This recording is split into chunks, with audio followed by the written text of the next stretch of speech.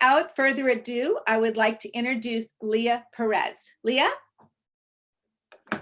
Hi, good morning, everybody. Thank you for being here on this very stressful and exhausting day. I hope that we can all have very positive and supportive conversations with one another. I'm very excited to have the Crenshaw Dairy Mart here, and I have the pleasure of introducing them, though they need no introduction to us Roski folks. But the Crenshaw Dairy Mart was established in Inglewood by Roski alumni Patrice Colores, Alexander Doris, and Noé Olivas.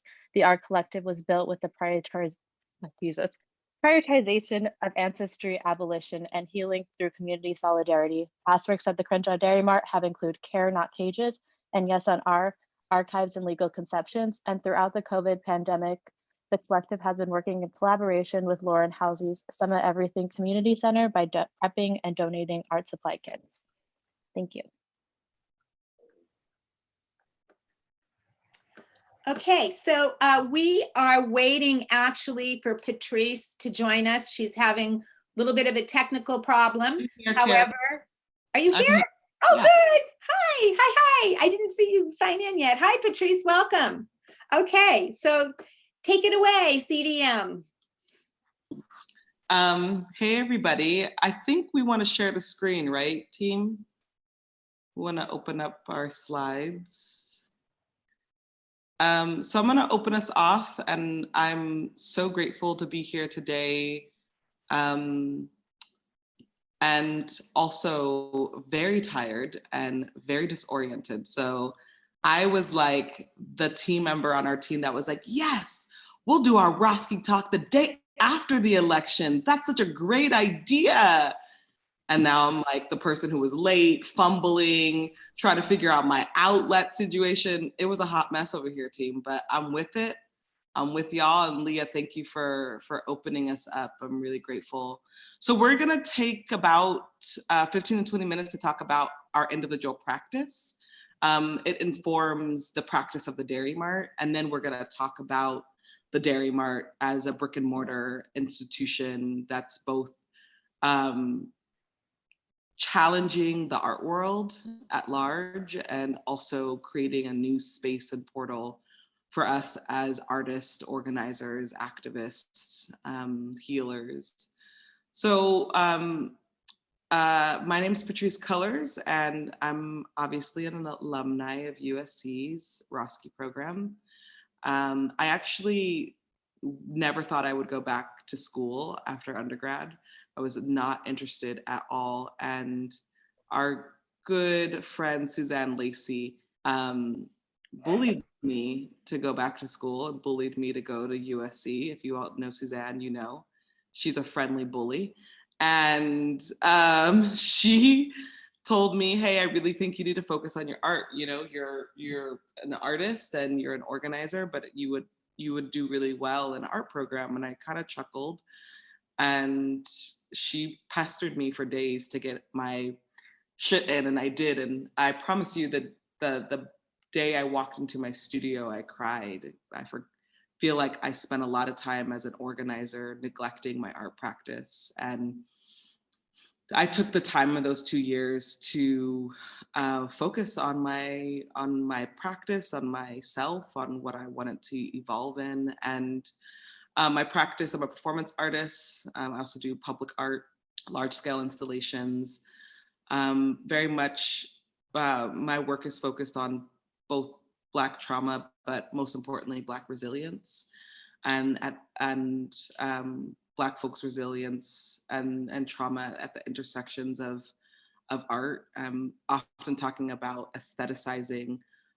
What I'm trying to do with my art is aestheticizing Black trauma and Black resilience, and trying to shape a new kind of language for Black artists and Black performance artists. I really value the world of fine art and what it's done for Black artists in particular, and the work of the Black arts movement. And I situate myself as part of the legacy of the Black arts movement. So in my most recent practice, I, obviously with quarantine and COVID-19, my practice has pivoted a lot from live performance into video and Zoom. And so my latest project is actually a revisiting of a live theater piece called Malcolm Revisited, where I take Malcolm's speeches and bring them to stage. And so this time I worked alongside a director named Sata and a production company called Slow Blink to bring Malcolm Revisited to as a short film. And I was commissioned by the Red Cat Gallery to produce this new version of Malcolm Revisited. In true Patrice fashion, I opened Malcolm Revisited up with a drive-in. And I couldn't just have it live online. And so we used the drive-in theater medium to launch the project Malcolm Revisited at the Shrine Theater parking lot, and then use it as a get out the vote conversation. I was very interested in this election cycle, specifically because of the position we were put in as progressive and leftist, in particular, to have to choose between Biden, who was the architect of mass incarceration, and clearly Trump, who is the architect of evil, and felt like obviously my vote was going to be for a Biden-Harris ticket to mitigate harm, but felt like the conversation around getting out the vote needed to be much more nuanced. I felt like Malcolm X, of all people, had the most nuanced engagement of the electoral system. So we use the speech, the ballot or the bullet. Highly encourage, if you haven't read it or listened to it, to do so. It's probably Malcolm's best speech, as he is talking about 1964 and that election year. And that speech sounds like what we're dealing with now. And I performed in it, and I had Brian Gonzalez, Afro-Latino, perform in it, and I had Erin Lang, Black trans woman, perform in it. And so really trying putting on Malcolm's words on bodies that are the symbol of our movement right now: Black women, Black queer women, Black trans women, Black folks who aren't Black American. And so this piece is near and dear to my heart, and I'm really grateful that we were able to create it in this way. We'll talk about the Mart later, but this image is directly inside of the Crenshaw Dairy Mart. This exhibit that is up right now is a Yes on Our exhibit. And so we decided that we would do two of the pieces at the Dairy Mart and use the Dairy Mart as a material for this piece. We can go to the next slide. This is the wings that you saw behind me. And the Malcolm Revisited piece are the wings that are on me in this piece. This piece is called A Prayer to the Ayami, which is, Ayami means witches in Yoruba. And this piece was also commissioned by the Broad, and it was a piece that was in conversation with a retrospective that I'm forgetting that was up. And Alex would know, if you remember, please remind me. It's my tired brain. Do you all remember? It's like a Shireen Nishat's show. Thank you. It's Shireen Nishat's retrospective at the Broad. A bunch of us were invited to check out the retrospective. It was freaking amazing and powerful, and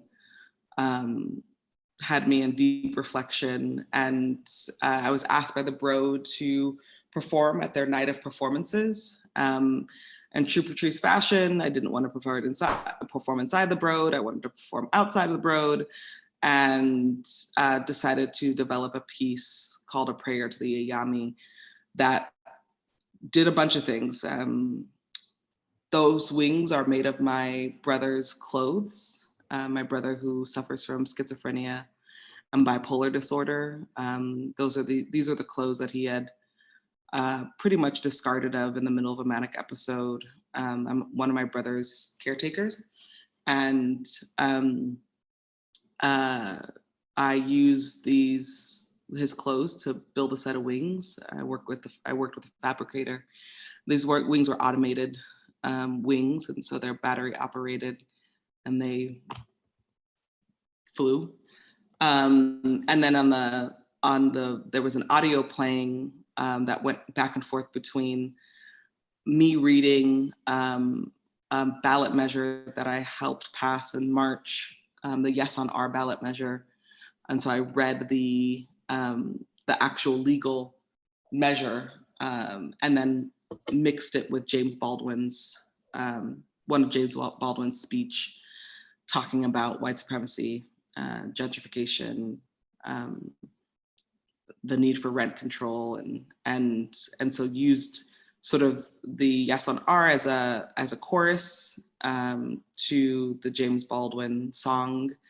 And there was a nest, I think you could see it in here. Yeah, I'm inside the nest, and built a nest. And so this piece was really looking at home and what home looks like for people like me who grew up in a war zone here in Los Angeles County in the middle of the war on drugs and the war on gangs, and the lack of infrastructure around housing, mental health care, and taking this very personal experience of mine of growing up with someone who suffered from severe mental illness, who was mostly criminalized all of my life, to being someone who was a part of creating new infrastructure in Los Angeles, which was through this ballot measure, and then bringing it to the Broad and the art world and having a conversation, and at the Broad, which is a complicated place, and in downtown, which there are complicated things happening. And I think this piece was about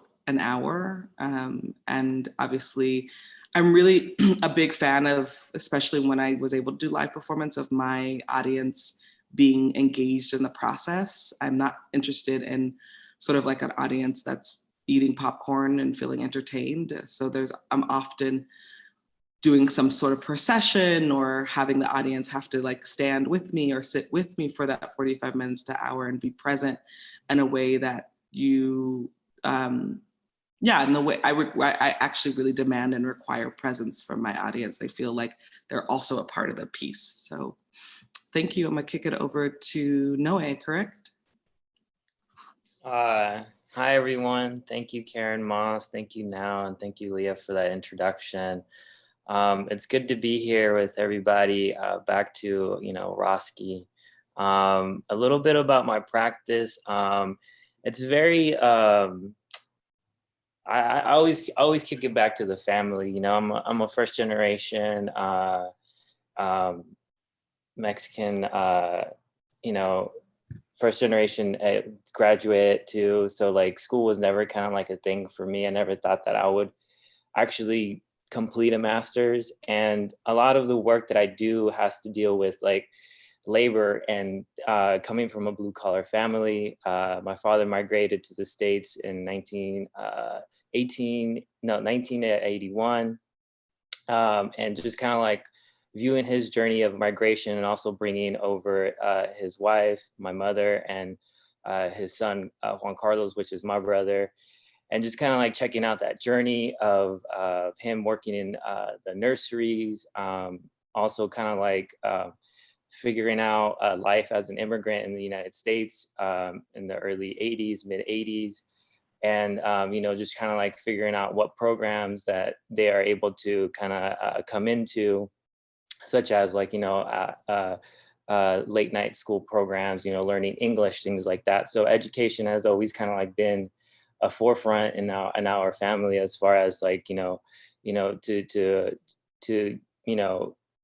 get like put their kids in the position of like going to school and encouraging that. But I never was really into school. Art was a thing that kind of was an outlet for me. So you know, like for me, it's easy just to talk about where I'm kind of, my art. It's about where I'm coming from. The piece that you see right here is it's a Mexican, sleeping Mexican clay figure that you often see either near the border in Tijuana. I'm from San Diego, so as growing up, I would go back and forth to visit family, friends, and things like that, in Tijuana. And this is a common figure that you see that is sold on the entrance of the borders. You know, you have a bunch of like a lot of knickknacks. I started to do a lot of research on this figure, looking at Maribel Alvarez, a scholar, her talking about where the figure is coming from, and even dating it back to Porfirio Diaz, a Mexican general in the 1836 and forward, but also relating it to the Bracero program, 1942, but bringing it even forward to our moments right now, where we really are looking and paying attention to the essential workers. And I'm relating this figure as far as, like, you know, coming from a blue collar family and seeing how I call it the Poetics of Labor. Seeing, like, redefining this figure, rather than thinking about this lazy, sleeping, drunk Mexican, but into actually seeing it as a tired, exploitative Mexican, or even like thinking about you know, the right to be lazy, the right to rest. What's wrong with sitting down, you know? And he sitting on a Euroline catalogs, which is a catalog that actually I receive here at the Mart. So this piece is very connected to the Dairy Mart, and it's also like an extension of my practice as far as how I operate here at the Dairy Mart, as far as, like, you know, taking care of like the facilities here, making sure everything's cleaned up. But we receive these catalogs where you are able to order, you know, material from like boxes to packaging to tape, but also you know, any type of crates. I'm sure some of y'all are familiar with Uline and their what they offer, but also it's really interesting too, because actually Alex brought this to my attention that Uline actually donated to the Trump campaign. And I thought that was really interesting to kind of like, how do we juxtaposition these two things? And this piece, as on the bottom, it says it's created in 2019. These catalogs, I just kind of had them stacked up in my studio, and just part of my practice just consistently is just pushing and reminding myself to keep on playing, and just kind of like organizing and arranging things and seeing what kind of comes out of it. And it's 2019 present because, you know, I still get these catalogs, and I really love how sculpture can be pushed in the sense that it's, you know, the form keeps on changing. I think a lot about Felix Gonzalez Torres's work, but also, yeah, just doing that. So that's the connection with that. And then can you go to the next slide for me, please? And this is a project actually that I started in 2013 back in my undergrad at University of San Diego. It was originally called Untitled Space, because I had no idea what I wanted to title this space. And it's a 1967 Chevy step van. And basically I created, made it just kind of, you know, just thinking about public sculpture. How can you access it? How can you put it into places? How can you start conversations? And part of like this, like going back to like even that figure of the sleeping Mexican, it's low, it's sitting, it's resting, and relating it to, you know, the car culture here in Southern California with the lowrider culture, how it's very much about this attitude of low and slow cruising, and looking at those aspects as a pedagogical way of looking at a way to operate. And that's something that, like, you know, we bring to the CDM. And this Domingo project is a project that I've been kind of working, and we're bringing it to the Mart. And basically it's just like an experimental space, and collaborating with the CDM team, but also a brilliant curator, Anna Briz. I'm really looking forward to kind of get that project launched. But like, I just wanted to show how these practices are are going and moving and shifting and all that stuff. And even to the point where thinking about the low and slow. And this photo is actually taken in San Diego, the Qualcomm Stadium. I know it as Jack Murphy Stadium, where Tony Gwynn, is a big hero for the Padres. It's part of this 92.3, the Magic, the old school oldies and all that stuff. Javier the X-Man hosts every year. He hosts a Cruise for the Cause, and a bunch of like lowriders, their clubs come and show off their car. And I thought it would be kind of interesting to bring the van. And the van is altered. It has airbags, not necessarily airbags that you crash, but the airbag suspension where it actually lowers. And there's all these different metaphors as far as like lowering, rooting down to the community, but also faldas that were created in Tijuana from Pancho Brincos, a fabricator down there that's like well known in the lowrider scene. And even the step van has like a cutout, the roof is cut out for sunshine. So just kind of like thinking about this space within the traditions of delivery truck and all that, but also kind of like taking aspects within the art world. That's part of my practice, is basically the poetics of labor, but also looking at the poetics of resistance, of how to use these type of tools, art, to talk about our political beliefs. And no way. What kind of responses did you get to your rusty van at the lowrider? People came in. People were just kind of curious. People loved it. Some people ignored it. It's not quite like when you think about a lowrider, you think about the paint job, the nice rims, things like that. That's none of all of that. And I really love that aspect, that it's just like a rust bucket. But it's about the conversation. I loved every single type of comment that was coming our way, but also a part of the work is making prints out of all the parts that were coming out, using the material, and just kind of like seeing how they work on their car, and I'll work on my car, but also like making artwork about it, but also just it's more of an archival thing.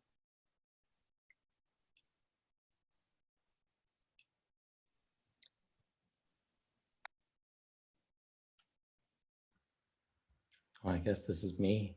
No one just stopped talking. It's no introduction. Yeah. Alex, my partner.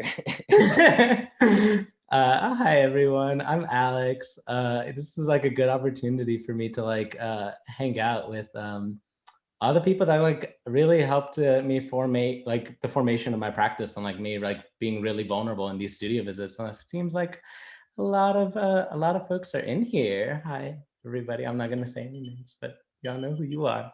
But in my time at SC, like there was a lot of like vulnerabilities, and me trying to navigate my relationship with like ancestral fiber work, like working through 4 generations of like working with fiber, and then my relationship with the dyes that someone created those fibers in my family, as well as kind of me and kind of negotiating my relationship with fiber production, garment creation, the harm that it creates environmentally, with the amount of water it's used, all these sort of things. And I was just like navigating everything, just kind of like negotiating all of that. And that really yielded a lot of like my first year of grad school, just like me reading and not trying to make that much work, like me just like kind of withdrawing myself. But I was also just kind of I want to say obsessed actually with this family who owned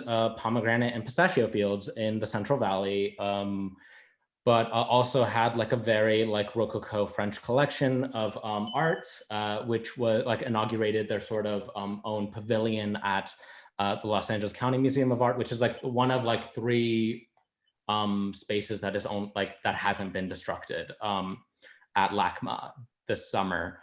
I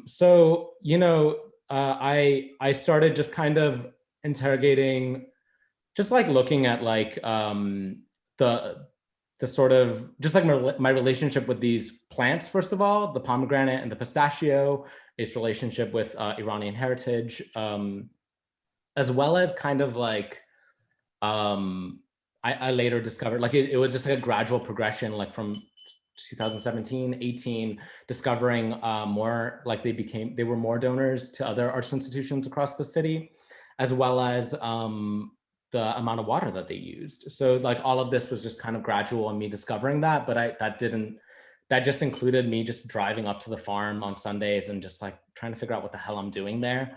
And also like thinking through alternative ways of photographing.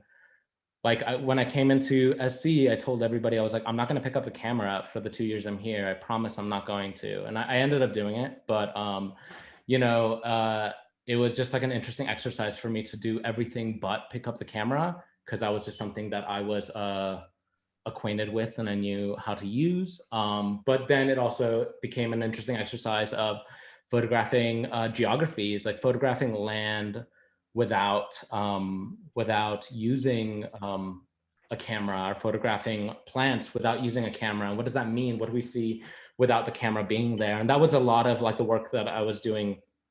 That was what, like a lot of the things I was kind of negotiating before I came into the program, when I was like photographing like, you know, garments my mother would make or something like that. And like the fabrics that she would use in the background that were my grandmother's or my great grandmother's that they brought when they were emigrating here from Iran. So, but without really explicitly saying that, but that was also like my way of archiving those garments. You know, that was just my only way of really navigating that, discovering the oral histories of some of those textiles. So what you're looking at right now is just one of the many kind of like protest billboard signs that like would be there in the Central Valley, where you know, this farm ended up in around 1994, ended up privatizing, or like a majority stake privatizing a water bank that much of which was actually reserved for Los Angeles County. And you know, to this day, they're still using more water than all of Los Angeles County combined annually to replenish their almond, pistachio, pomegranate fields there in Kern County.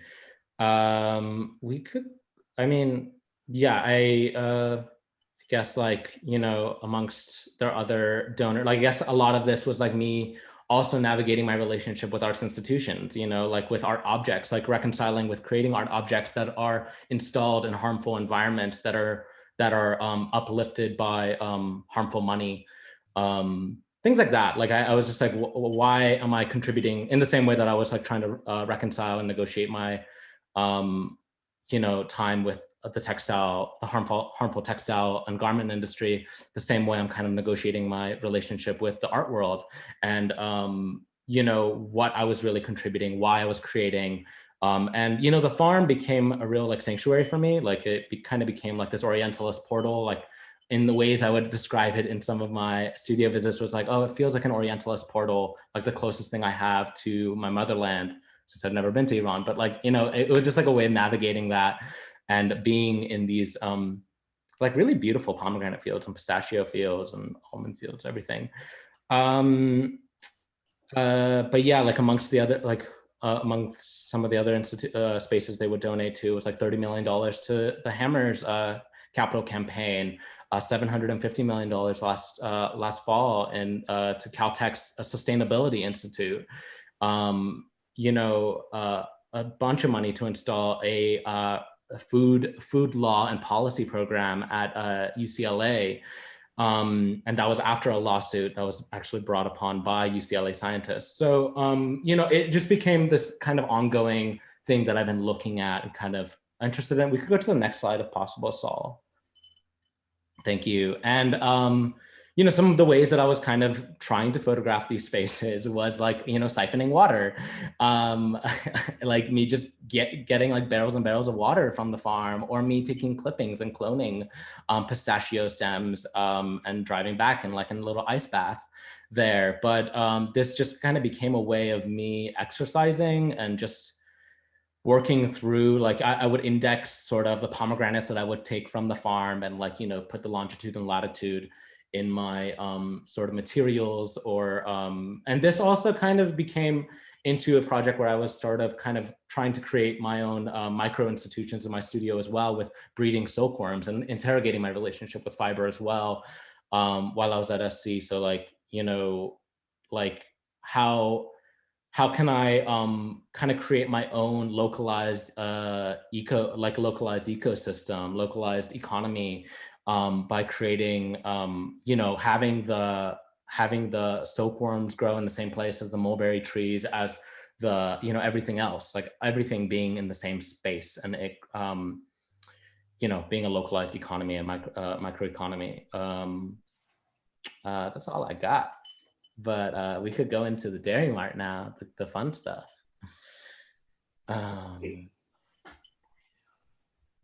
Who's managing the slideshow? Saul. Oh, Okay, great. So firstly, I just want to say, and I put in the chat, if we were together, I'd be feeding you all some freshly baked whiskey muffins, whiskey infused muffins. Noah, I'll save you some. It's Japanese whiskey. There's like rum cakes. I don't really like rum cakes. So I had the homie make some freshly baked whiskey muffins, and it's pretty much everything. I just wanted to know that. Virtual muffins for the team. That's right, Jennifer. Okay, so the Dairy Mart. We have like Alex is our team researcher, so he like developed a whole lecture situation for us. So I kind of want to work off that in my phone, so don't mind me referencing my notes. And I'll ground the Crenshaw Dairy Mart project experiment in theory, because for us, we are big believers of where theory meets practice. So obviously the conversation of praxis. And for a little bit of the history, Alex and I, while in art school, started talking about the Antelope Valley and dreaming about getting a space and land in Lancaster and Palmdale, which is a community that a lot of my family was pushed out into because of gentrification in the city of LA. It's one of the most affordable places to live in LA County, but it also has the least amount of resources, and it's given the least amount of care. I kind of call it the Midwest of LA County. And we were like, wow, it would be really dope to create like some art institution and work with the community of Lancaster, which is a large part of the community is Black and Brown. And then Noah heard of us talking, and I think it was actually Alex's idea to bring him into the conversation. So the three of us started to have a conversation about freeing the land. And we did not make this term up. Free the land really comes out of the Black liberation movement around conversation around Black people can't be free if we don't have access to land. And the tie between being a steward of land and being able to be in a position of power when you have land. And so we named our text thread Free the Land, and it's been that for the last almost 3 years now, as we started to think about and imagine and visualize what it would look like to free the land. We went and we met with the real estate agent in Antelope Valley, and we started looking at land. But in true life fashion, the universe was actually like, yeah, that's not gonna happen.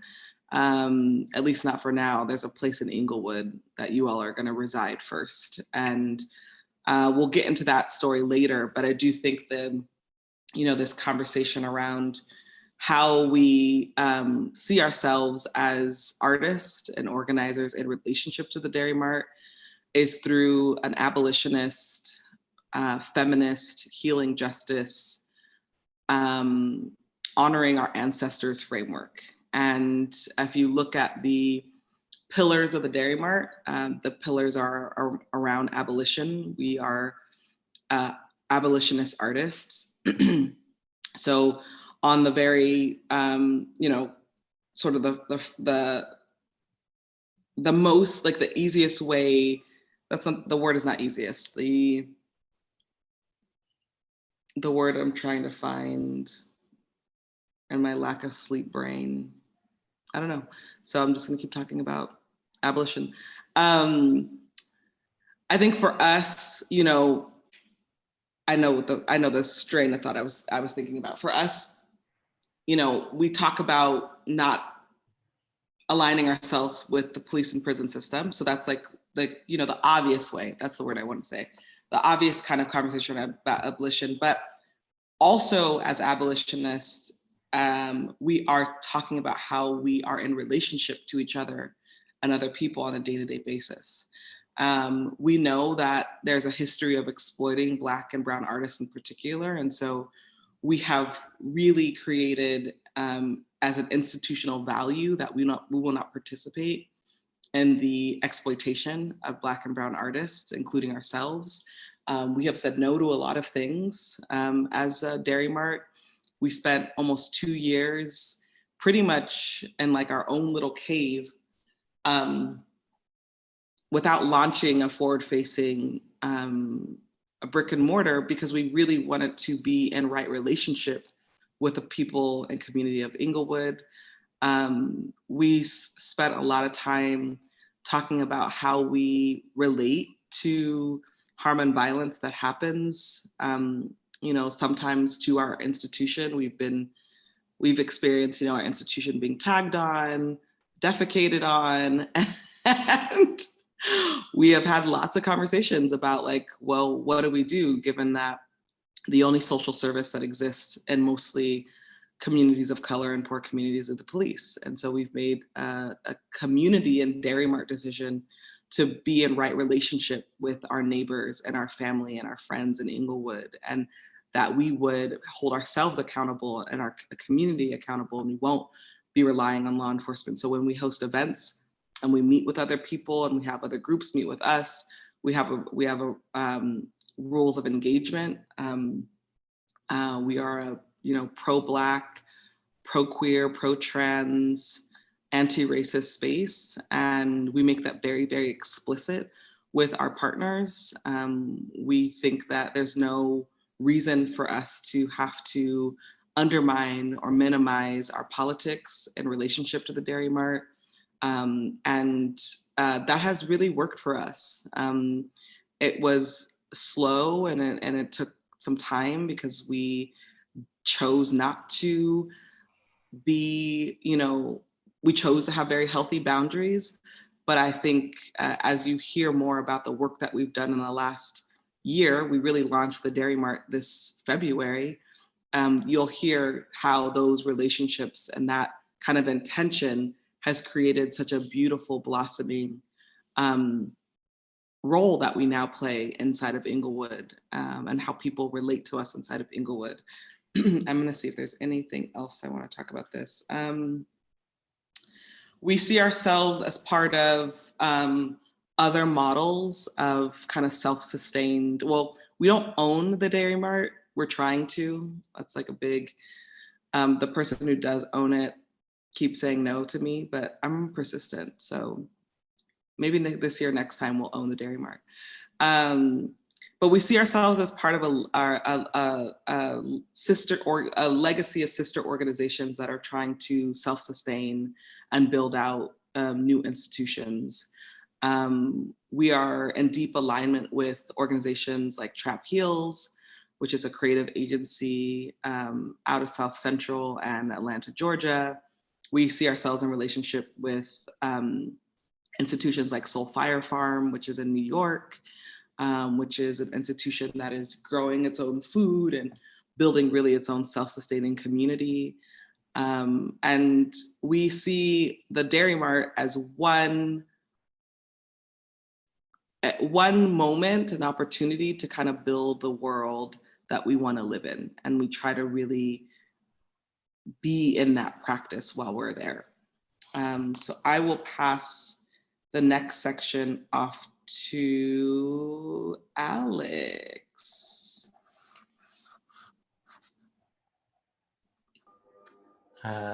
This is our cute little faces.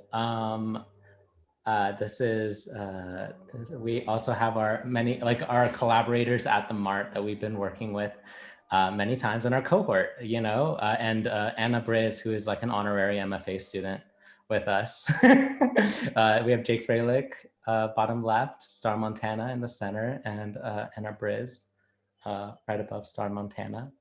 And this is just like, I love the way Noe actually articulates this experience of us kind of coming into the Mart, because we kind of, if you see the sort of the Mart side, like there's two sides, two buildings basically to the Mart. There's the Crenshaw Dairy Mart itself,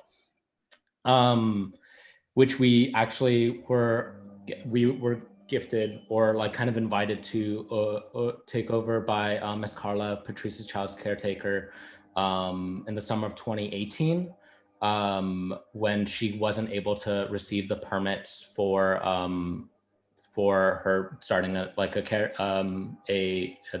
nursery basically in the summer of 2018. And then we spent another year kind of hanging out. In the summer 2019, the other side of the building, which used to be an old laundromat, we asked her and she was like, I still haven't been able to get permits. So she asked us if we'd like to take over the lease. And that's when, you could go to the next slide, Saul.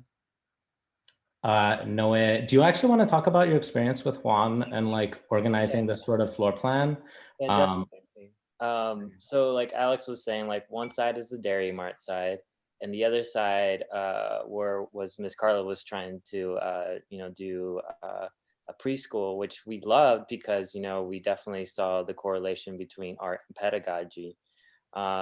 And as you saw, like the image before this, with Jake and Star and Anna, it was really important for us to continue that conversation after grad school. I mean, 2 years, that's kind of a short time, I think.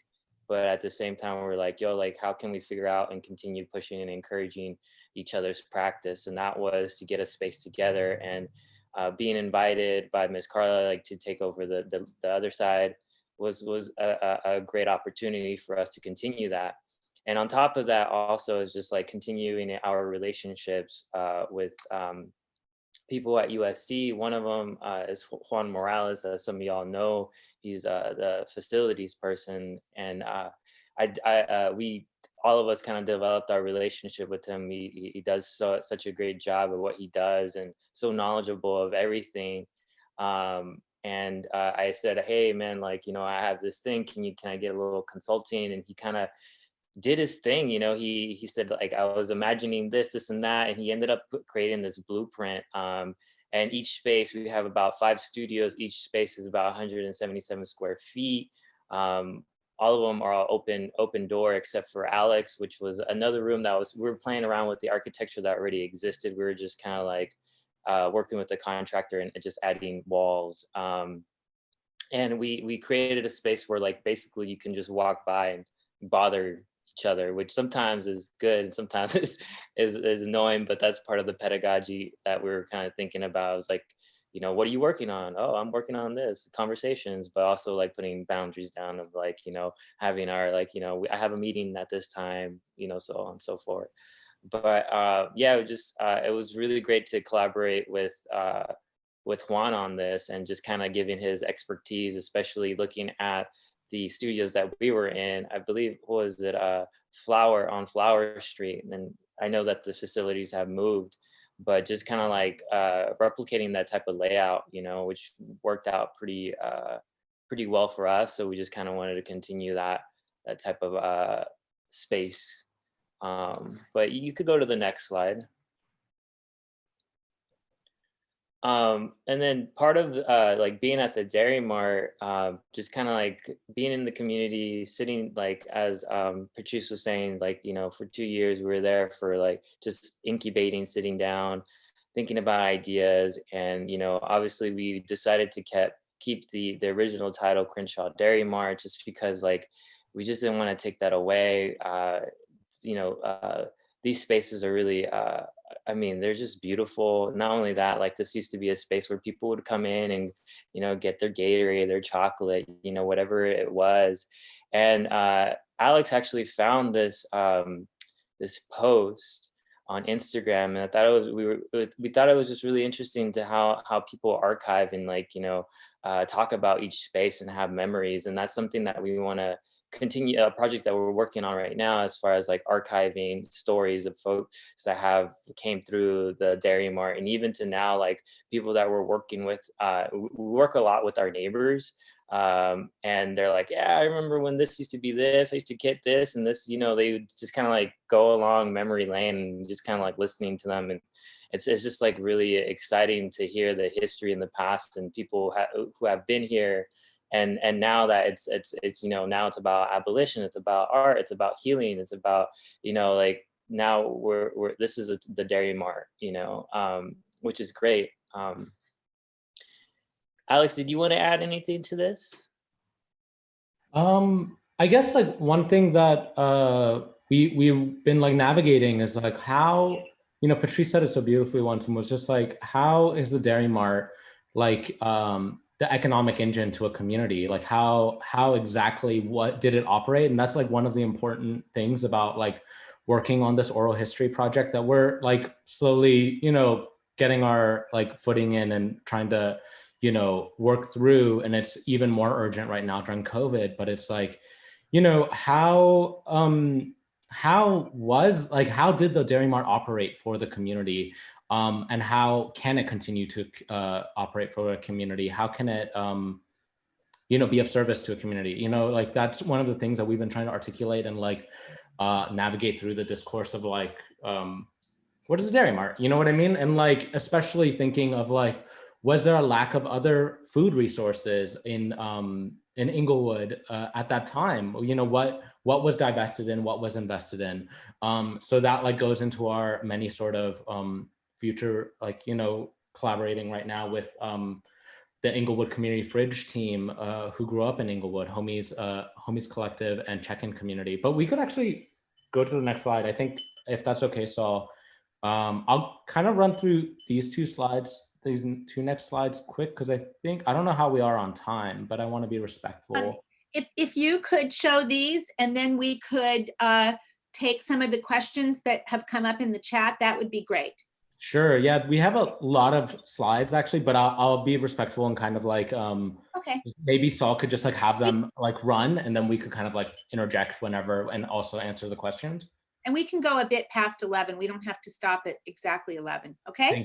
Thank you, Karen. Yeah, I want to be respectful of that. But yeah, like one of the things that when Noe was leading on the BLM sign, we discovered that which is on the rooftop. It's a sign that we could actually talk about later, but it's in another slide. But one of the things that we went into the city and kind of looked into was like, you know, when was this building erected? Like when, what is the significance of that year?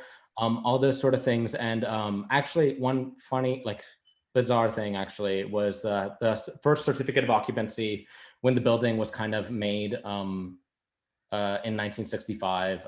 It was constructed in 1965. And the first certificate of occupancy was actually issued August 17, 1965. That's exactly one day after the Watts uprisings. And that's exactly 100 years after the first Juneteenth, you know, 1865, June 19, 1865. And we were just like kind of dumbfounded with that. I'll kind of keep going. Saul, do you mind going to the next slide? Thank you. Another thing that we worked on very like diligently, like in our two years, like just kind of quietly like processing, was working with Mark Anthony Johnson, who leads a program by the name of Frontline Wellness. Is that the correct name, Patrice? Frontline Wellness? That's what he leads on, especially like plus some other organizations that he's helped founded or chaired, I think, with DPN. But he worked with us on this vision board, and like this was something that we like really, you know, we just like spent a lot of time creating these mind maps, you know, like what we want to do, how we want to show up for the community, what we're doing here. Like, you know, we really wanted to be mindful of that, following our intuition, all these sorts of things. And that helped us create the next slide, if possible, Saul. Thank you. Our sort of first mission statement. You know, all of this kind of collated into our mission statement. But should I start answering questions? I mean, there's a lot more slides, but we can. I think we should open up for the Q&A, and we can. Actually, Alex, Andy Campbell actually had a question that relates exactly to what you're talking about. So Andy, maybe you want to ask your question? Sure. Yeah, thanks for being here. It's really nice to see you all again. Yeah, I'm kind of have a follow-up question to the process that Patrice was speaking about, and you were just talking about, Alex, which is, you know, you spent a couple years kind of gestating and doing kind of community work to build partners. And I'm just wondering, I mean, that really is kind of like the meat of building a foundation of something that really can last and will have a kind of strength and legacy. So I'm wondering if either any of you would be willing to talk about kind of what that process was like and who you engaged, what those engagements looked like, how you kind of built that foundation together. I can open up. When we acquired the Dairy Mart, my biggest recommendation to my team, I'm the oldest of the team and have, you know, had organizations before, and I've experienced what it means to build a plane while flying it, and it's awful. And because we were being artists and making an art institution in Inglewood, and given all of the conversations around gentrification, both in Inglewood and throughout Los Angeles County, I thought it would be best that we sit and sift through, you know, it's not just how we are good partners to the community, but how we're good partners to ourselves. When you take on becoming a business owner or a steward of land, it's not just about what's outside of you, it's also how you show up yourself. And so we had to, I really wanted us to sift through all of our feelings, all of our guilt, all of our emotions around what it meant to be taking on such a huge assignment. And that often is not offered when you're talking about building something. You know, it's always about like the exterior, but it's never really about like how you're personally going to be impacted by the thing that you're building. And so we spent a lot of time, you know, just going to the Dairy Mart and just like opening up space. Suzanne Lacey obviously was one of the, not obviously, but Suzanne Lacey was one of the people that we brought in very early on. And she introduced us to folks who live in Inglewood. We met our neighbors very intentionally. Like it's both residential and commercial where we're at. So our residential neighbors, we shared a wall with a neighbor next door, and then there's another commercial property where we met the owner of that property. There's a barbershop across the street. There's a coffee shop down the street, and so we just took our time to talk to folks who would drive up and ask questions, you know, folks who'd be like, when are you all opening? Like, what is it gonna be? And we just kept it very, very, very open, while also, as Alex showed in the slides, like visioning what was the appropriate experience that we wanted to have, and also what we wanted we wanted the community to experience us. You know, I think a lot about St. Elmo Village over in Mid-City. I lived in St. Elmo Village for years, and that process of building was very low and slow. And Roderick Sykes and Rozelle Sykes were not from Mid-City. They weren't from Los Angeles, or they're from San Diego. And they came into a neighborhood and they took their time with the neighborhood, and they became of the neighborhood versus parachuting in and telling the neighborhood what it needed to do. So that process, I value it so much. I feel like we lean on it even now that we are sort of like an open, structure and institution. We will take our time with things. And I don't think I think if we moved fast, we wouldn't have it in our collective body to know to move slow when it's time to move slow. Like, we've had institutions come to us and say, hey, we see what great work you're doing, you want to partner with us? And we've sometimes, we've often said, we'll get back to you. We huddle together. Are they in alignment with our values? Is this the right fit right now? Is this the vision we want? Is this how we want people to see us? We always have to remember, like, in Inglewood, we stick out like a sore thumb. So how do we want the community to see us? And we really think about all of those things as we are saying yes or saying no or saying maybe to other partnerships. Actually, Saul, would you mind going to the next slide as well? Yeah, like that was another thing. This also, I think, isn't tangent with the same question, Andy, but it's like, kind of establishing our footing in the community was like, well, there's a history, there's like a proliferation of artists, founders, institutions during the Black arts movement in South Central Los Angeles. There was like, from, like Patrice mentioned, St. Elmo Village, but also like Dr. Samela Lewis's Museum of African American Art, Suzanne Jackson's Gallery 32. All of this was like from like looking at Dr. Kelly Jones's South of Pico as like a sort of Bible too, but like, Brockman Gallery, and like sifting through those archives. So we had the opportunity to do that. But then looking at like, fast forwarding, like all of these spaces, like Museum of African American Art right now, Dr. Smella Lewis's space is like in jeopardy because of the Baldwin Hills Mall. But like, but it's been out there since 1975. But like also looking at like, there's a history of frustration by these artists that have negotiated being part of like the greater Los Angeles arts institutions that have been like, no, fuck this. I'm not going to be a part of it. I'm going to start my own space, like Noah Purfoy, like Brockman Gallery, and like, sorry, I don't know if I was supposed to say fuck, but like Some of Everything Community Center, like starting now, or like Underground Museum. But these are all artist founders as well. Watch Tower, yeah. We could go to the next slide too, I think. This was something that we ended up like kind of making, is like establishing like where we are in this space, like where, how we, like, who are our neighbors, who is this community that we're also in conversation with, and we've developed this sort of like map as well of our neighbors. Should we take another question, Karen? Yes, we have a question from Amelia Jones. Amelia, would you like to read your question? Yeah, sure. Thank you, everyone. So exciting to be here with you, kind of. I saw that show. I'm not sure it's still up, but the Measure R show. And I just was kind of, whoa, this is amazing. It's like installed like an art show. It's very beautifully installed. It's dynamic. It's interesting.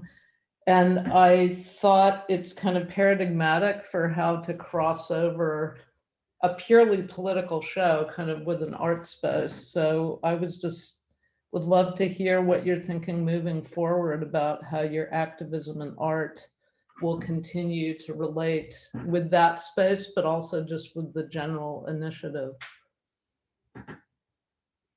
You want to talk about that show, Alex? Yeah, absolutely. So, I mean, the show opened 2 days before Super Tuesday in March, which is interesting. Today we're like the day after the elections. But like, it was kind of, we kind of framed it as the get out the vote. Folks that have been following the movement, Yes on J is kind of like a following iteration of Yes on R, and we've been contextualizing that. The show is still up. It's available by appointment. Since we opened at the end of February, we haven't done anything else. We haven't like done anything else to that show, and we're actually very grateful we kept it up. That's something our team, like, we just kept reiterating. But, you know, I think one thing that keeps kind of like coming up in our programming and in our conversations is like, and this was kind of what we were, you know, blueprinting with Mark Anthony Johnson and like, our, you know, internally with our team is like, everyone that we want to work with, like, how do we ensure that we're being a retainer for the community and like not importing greater Los Angeles into Inglewood? And like, you know, that was such an important aspect that we kept like looking at and just being like formulating and just being like, well, we like working with artists that like the first mural, the first visiting artist that we have, Oto Basiata, it grew up in Inglewood down the street. Autumn Breon Williams, who co-curated the Yes on Our exhibition, grew up down the street in Inglewood. Like, so it's like the folks that we want and the folks that are doing the Inglewood Community Fridge, they grew up together in Inglewood. So it's like, we're really just trying to like make space for that as well. So we don't know what the future of like the next show holds, but we do know that like, you know, our sort of ways of weaving into the movement that we're adjacent to is super important. But you know, we don't know what our next show is. We do, but we don't. We're just kind of like. Are you, Alex, still working on the possibility of an exhibition about the anniversary of David Hammond's first exhibition in LA? Is that still a possibility? We don't even know how that would happen, but it's like we were looking at, there was something that we were looking at, like where it was like the 50-year anniversary of Dale Brockman Davis's gallery space, Brockman Gallery. The 50-year anniversary was actually this year that passed, but we were just like, oh, that would be so cool.